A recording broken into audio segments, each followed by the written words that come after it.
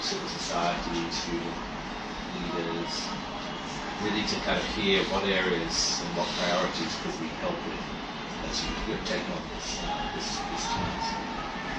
I think in your ministries already there are some very important issues, particularly in the ICT